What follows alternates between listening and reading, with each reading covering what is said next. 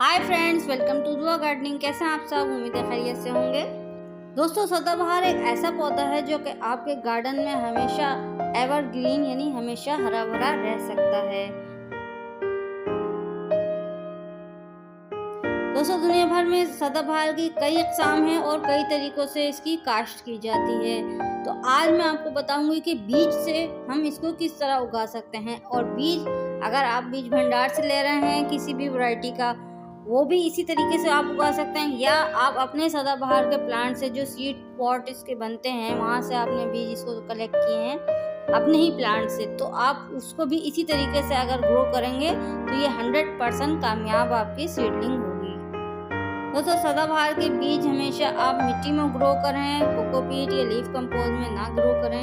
यहाँ पर मैंने सिर्फ ऊपर से कोकोपीट डाली है और बाकी नीचे मिट्टी में इसको ग्रो किया है।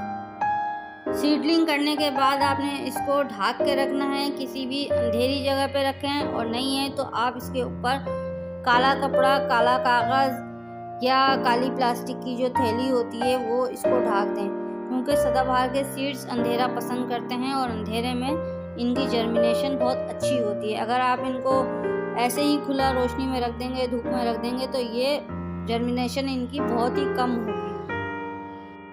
ये देखें दोस्तों, ये सीडलिंग मेरी 1 महीने की हो चुकी है और इसमें जो ये एक पौधा है ये बारिशों की वजह से लेट गया है। अगर मैंने इसको सही करके दोबारा नहीं लगाया तो ये आने वाली बारिशों में सरवाइव नहीं कर पाएगा और ये पौधा मर जाएगा। तो अब मैं इसको सही करके लगाती हूँ। ये जिस तरीके से जिस शेप से बड़ा हुआ है उसी शेप का गड्ढा मैं ज़मीन में करके इसको सेट करने की कोशिश करती हूँ और उसका रिजल्ट भी आपको इसी वीडियो में दिखाऊंगी।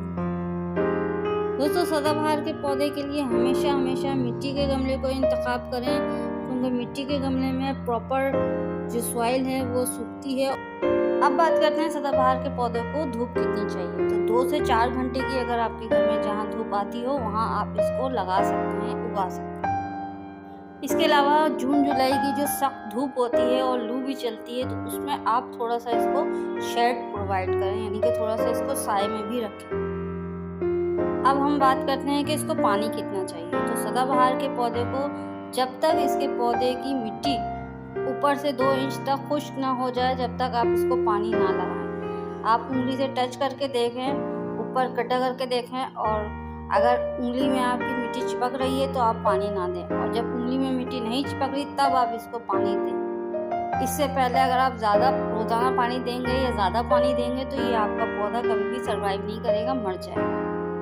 पानी का बहुत ख्याल रखना है। बहुत कम पानी भी नहीं देना कि हफ्ते पानी ना दें और मिट्टी खुश्क है तो वो खुश्क ही रह रही है पूरे हफ्ते, तो उसमें भी पौधा मर जाएगा। तो यहाँ पे धूप की बात हो गई, धूप इसको कितनी चाहिए, और इसको पानी की बात हो गई कि पानी इसको कितना लगाना है और कैसे लगाना है। ये देख सकते हैं आप, ये जो पौधा लेटा हुआ था जो मैंने इसको रेस्क्यू किया था, इसको सही करके लगाया था। अब आप उसकी ग्रोथ देख सकते हैं, ज़बरदस्त ग्रोथ है इसकी। और अब जब ये बड़ा हो जाएगा तो मैं इसको अलग गमले में शिफ्ट कर दूंगी। अब यहाँ पर सबसे अहम बात यह है कि जो हमने बीज से जो पौधे ग्रो किए हैं, बीज से जो पौधे उगाए हैं, पनीरी हमारी किसी भी चीज़ की हो, किसी भी पौधे की हो, यहाँ पर हमारी सीडलिंग है विंका की यानी सदाबहार की।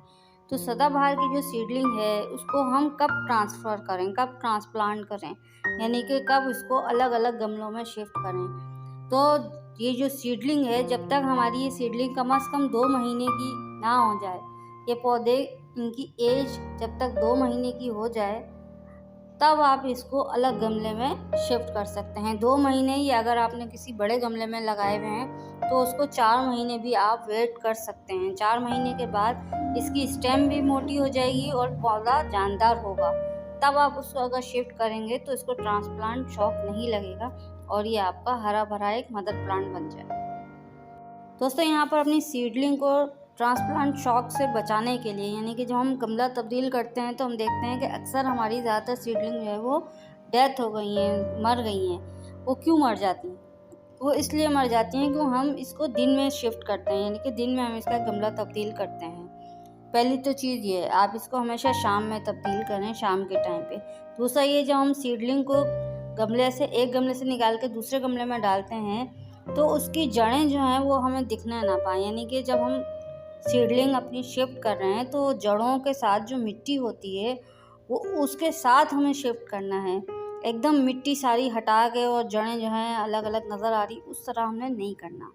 प्रूनिंग के फ़ायदे आप इन दोनों गमलों में आराम से देख सकते हैं। एक गमले की शाखें बहुत लंबी लंबी हैं और नीचे से खाली हैं, ऊपर जाके चंद पत्तियां और 2-4 फूल हैं। बाकी दूसरे गमले में छोटी छोटी शाखें हैं और भर भर के फ्लावर और भर भर के पत्तियां हैं। तो इस तरह आप इसकी प्रून करके रखें और जो भी डिजीज़ हो उसको भी, उस शाख को भी हटाते रहें। तो आज की वीडियो में इतना ही। मिलते हैं किसी और अच्छे कंटेंट के साथ, किसी और अच्छी वीडियो के साथ। सदाबहार के हवाले से आपको कुछ भी पूछना हो, कोई भी जानकारी चाहिए हो, आप मुझे कमेंट करके पूछ सकते हैं। तो इसी तरह जुड़े रहिए दुआ गार्डनिंग के साथ। अपनी दुआओं में हमेशा याद रखिए दुआ गार्डनिंग को। अपना, अपने घर वालों का और अपने दोस्तों का और अपने पौधों का हमेशा बहुत ख्याल रखिए। Thanks for watching. Take care.